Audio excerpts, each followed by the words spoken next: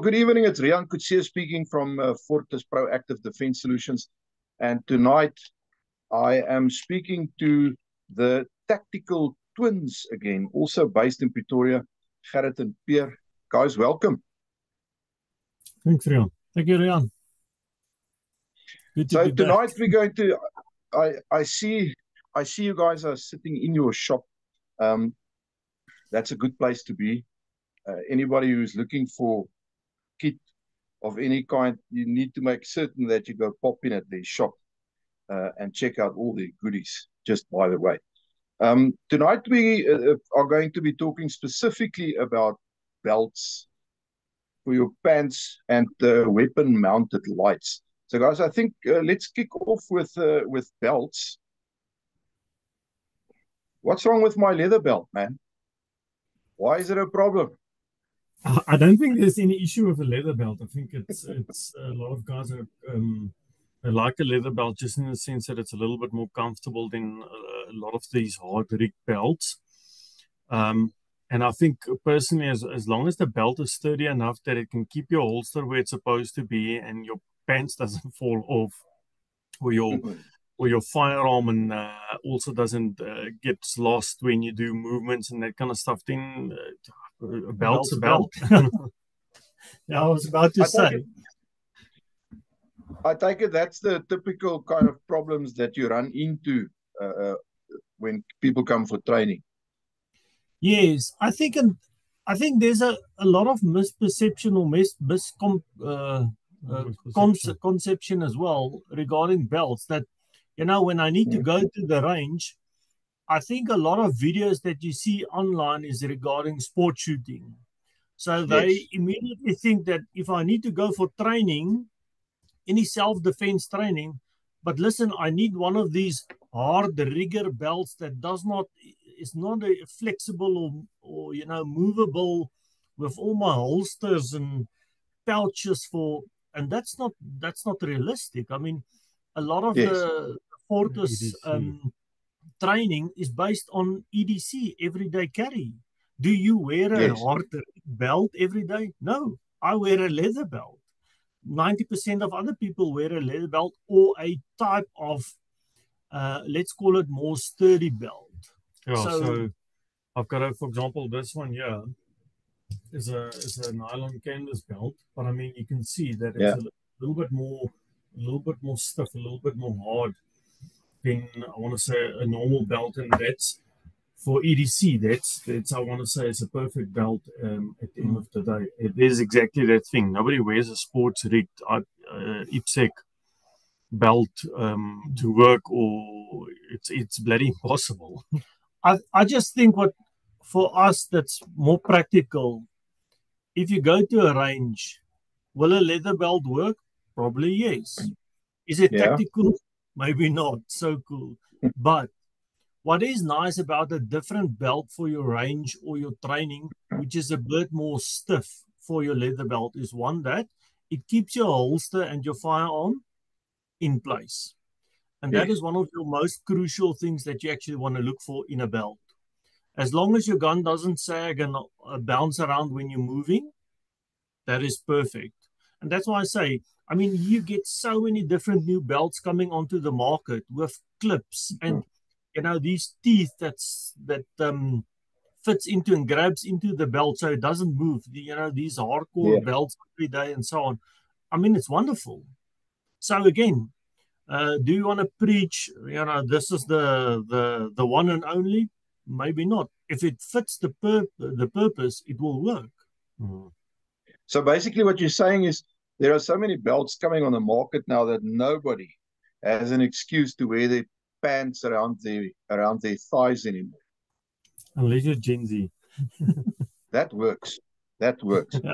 What would you say is a belt that in your experience that you've seen now over time that basically is almost guaranteed if you carry a firearm on that belt the whole day long, or in a course, or if you have to move around with it suddenly, like a drastic action? What is a belt that is practically guaranteed to cause problems? Oh, I've got a good one. It's some of these online stores where you can buy it very cheaply that's imported within 2 weeks. And the reason why I say that is, and I mean, we've seen it all. You buy it, it's express courier to you very cheap than the South African market in a local store, etc.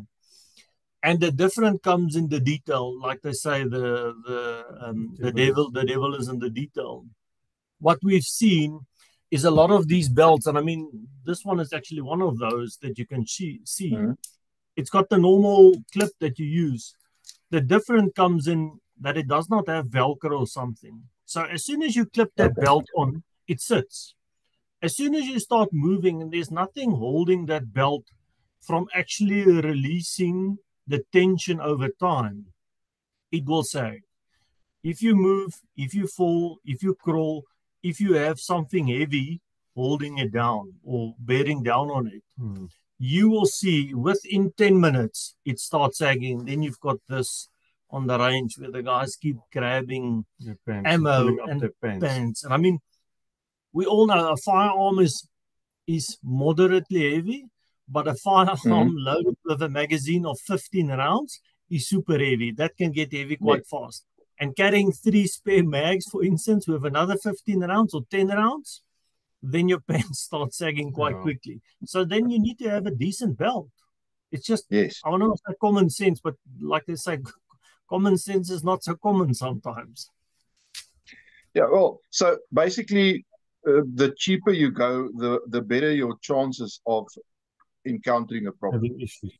And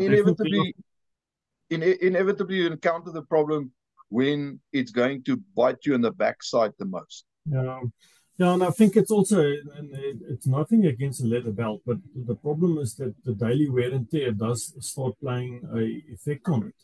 If you've got the leather belt that you've been wearing for the last 10 years, it's maybe time to actually look at a new belt. And I mean, that doesn't only affect leather belts, that affects any belt. You need to, if it looks like, listen, it's starting to lose its tension and its grip and that kind of stuff, then yeah, guys, invest in a new bloody belt. I mean, it doesn't even have to be in a confrontational situation. Just imagine going up the escalators in a busy mall, and the next moment your pants with your belt and your gun and your 3 holsters are all around your ankles, and you end up in YouTube. You want to try and prevent that at the very least. And I think again, sorry, Riaan, just one more thing. I think, and this is where the loan operator, the course by Fortis, comes into play. Once you do that full year course, and on the modules where you do some of the close quarter training, for instance, where you start grappling with each other, then a proper belt comes into play. You will immediately see who has got a decent belt and who has not got a decent belt, because that belts that is fairly cheap comes out quite quickly and breaks. I mean, belt buckles, everything comes off quickly, and then you see, okay, wait, it's time maybe for a decent belt now. True. Murphy gets caught with his pants around his ankles. I'm going to stop now. No belt on YouTube. Okay, I think that covers belts. There's only that much you can say about it. I think it's pretty much common sense, and I hope that adds value in terms of what people need to look at, because it's an important part of your kit. Let's move on to weapon-mounted lights. Everybody wants a weapon-mounted light, and sadly, a lot of people just want to wear them because it looks cool. Does that help? It does. I think it's got its purpose, definitely. But so does a flashlight, or a handheld flashlight also comes into play. And what we, for example, always see is that A weapon-mounted light is nice in the sense that it's on your firearm and you've already accustomed to it and you know how to handle it and that kind of stuff. But the problem is that you can't just, if you hear something in the garden, it's not something that you can take out your firearm and use the weapon-mounted light as your flashlight. Because I mean, technically you are flagging whoever is there, and I mean that is still pointing a firearm. So in that scenario, it does have a bit of a detractor on to it. But for me, weapon-mounted light, especially when it comes to night shooting and that kind of stuff, it's got its advantages. Again, there's so many options available for weapon-mounted light, so it does have its place. Mm-hmm. I think as well. Sorry, Leon, go ahead. No, carry on. I think as well, and I keep on going back to the lone operator training. For me, it's sensible. You will realize the true worth of a weapon-mounted light, of a belt, of a decent holster if you do the practical training. Yeah. And a weapon-mounted light, for me, just going back to a practical sense now, is that if ever you get into that situation, and you know, we never hope anybody has to go through it, but if ever you have to you get into that situation, you want both hands on a firearm. Because there is simply just more stability in firing a firearm with two hands. Try shooting one hand. Try shooting two hands, especially under duress, under stress. And I mean, stress of adrenaline. You don't know what's there. Now you need the light to have a look and see and whatever. It is, I mean, go do it without stress, just at the range. You will see the difference on 10 meters. It is enormous. And that's the difference where a weapon-mounted light, something, you know, as small as this, makes the difference because you have got both hands on a firearm instead of trying to figure out one hand. You guys stock that, right? Yes, yeah. So tell us a little bit more. Well, we've got the various couple of brands, but we've got one specific brand that we prefer, if I can call it that. No, so it's actually quite nice. It's quite decent. What is that? Hang on, let me just get my reading glasses on.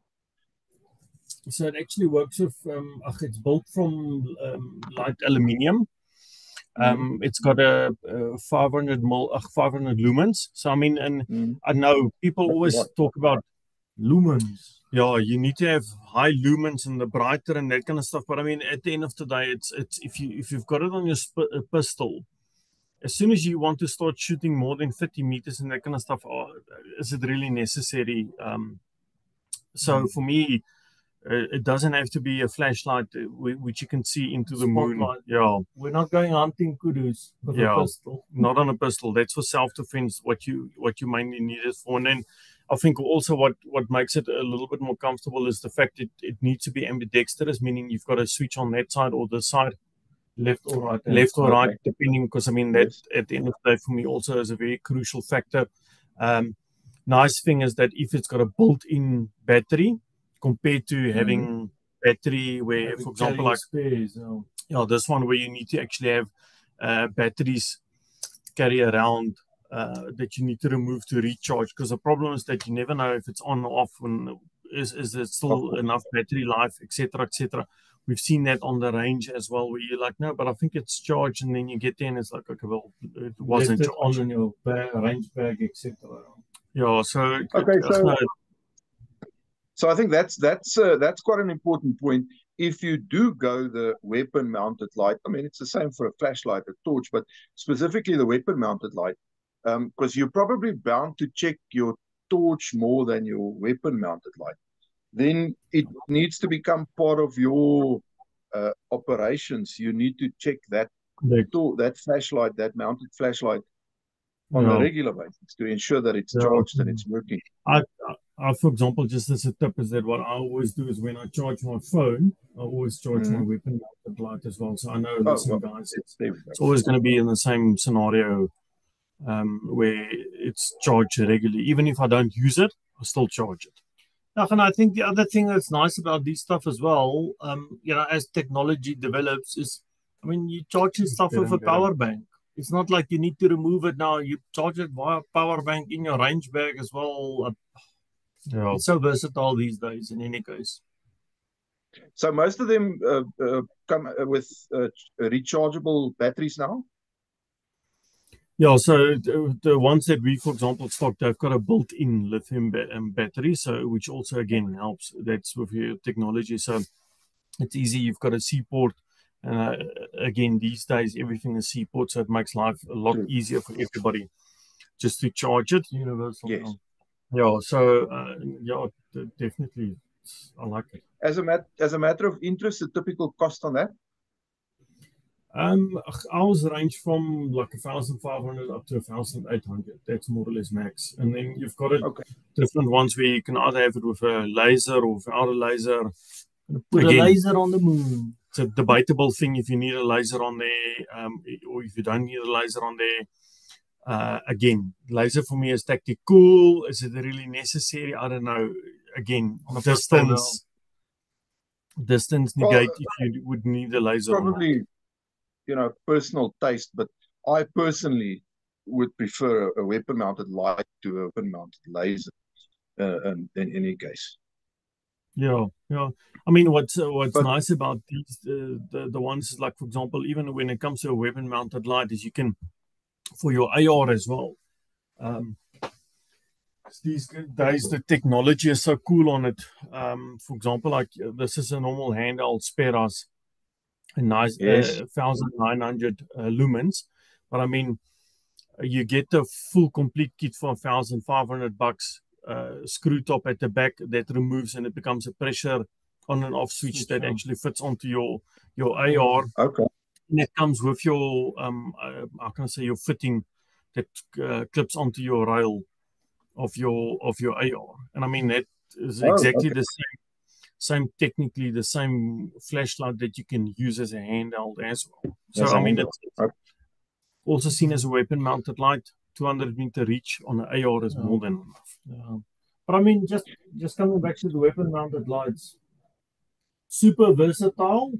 But yet again, what is your focus? What do you want it for? You want it for a short distance, close to you, to get both your hands available. That is the key. If you do proper training, like the lone operator course, eventually go through module 1, 2, and 3, night shoot, for instance, you will learn that the value. You are so in need of a weapon-mounted light because it is just so practical. It makes sense. But we don't want to give out all the information now. But that changes your kit again, because then you need to look at a different holster that accommodates that. I'm just thinking, because that adds quite a little bit of size, or quite a bit of size to the firearm. How does that affect specifically something like inner waistband carry? It does, but I mean, if you look at the size, yes, I just want to split me. So I think technically it doesn't, because I mean, your size of your holster at the end of the day is almost exactly the same. Yes, it adds a bit of a call it a space that you require in your Kydex holster itself, but technically it doesn't. It's not like you're going to need a 5 centimeter more space or something on your holster itself. And I think what we also need to chat maybe is that a lot of the guys that they almost like, okay, so during daytime I don't have my weapon mounted light, I've got it in my range bag, but at nighttime I know I'm going to use it now, so now I put it on. For me, again, if you want to go weapon mounted light, make sure it's on there and you train that way each and every day, even if it's daylight, that you become accustomed to it. Yeah. So this is a toy gun that we use for dry firing, and there you can see now the size of the weapon mounted light that you add to it. So it does not really add, this enormous, because I think that's also a misperception that but the weapon mounted light is like it's a half a kilo. This stuff weigh like, I don't know, 70 grams or something even. It's minute. You can actually disregard the weight, the size as well, and what Pierre mentioned as well. You need to, if you go with the weapon-mounted light, you stick with it. You do not train without in and out. You train with it then. Yeah, I think the one thing that for me that I've noticed myself is once I switched over to weapon-mounted lights about 3 years ago. Okay. I like a weapon-mounted light, and it's my personal preference. It's a debate about, is he talking nonsense? Not yet, or yes. Isn't it? Is that for me, it makes the front of my pistol, my firearm, a bit heavier. So for me, and that's my personal preference, it feels to me that I'm faster back on target after the first shot or after every shot, because my firearm is a bit heavier in front. So I'm much faster back on target. Again, is it my mind? I don't know. Is it statistical? Maybe one day we can try it. But for me, definitely, it helps me get faster back on my on the target because of purely recoil management. Because my firearm is that's slightly, like I say, it's negligent, almost 70 grams. But in my mind, it helps me. I'm happy with it. Okay. Yes. Well, again, personal preference, and it's only stuff that you find out really if you do a certain amount of training. Otherwise, you just guess and you think, but you don't really know. Yes. No. Okay, guys. Anything else that you want to add on the weapon light subject? I'm trying to think now, but no. For me, it's like I think if you want to go through it, like we said, if you decide you want to go weapon-mounted light, you need to go and do a bit of study. Do a study, do a proper training session with a proper night shoot course. Yes. You will then see the benefit. And once I feel it's almost once you've done that, with and without a weapon-mounted light, it's a no-brainer. You'll never go back. Okay. Okay. Well, I think we've covered the subject fairly extensively. I thank you for your time and your inputs. Very valuable as always. And I bid you farewell. We'll talk again soon. Great. Thanks. Pleasure, Rian. Thank you very much.